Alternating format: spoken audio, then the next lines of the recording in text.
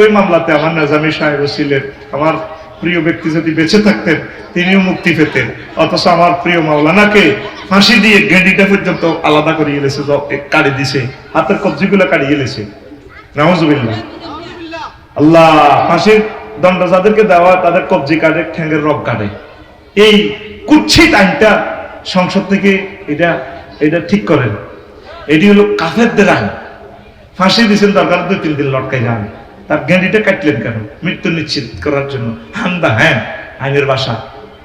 মৃত্যু স্বাভাবিকভাবে মানুষকে যা লটকে নিতে লটকান না। আল্লাহ এই জালিয়াতি আইনটা বাংলাদেশ থেকে ডিলিট হোক, একটা মন্ত্রী যাতে অন্তত এই দাবিটা পেশ করেন।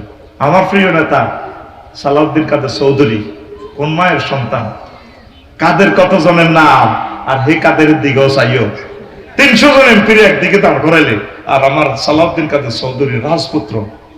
আমি তো বিএনপি করি না, আমি সঠিক কথাটাই বলছি। কত সুন্দর।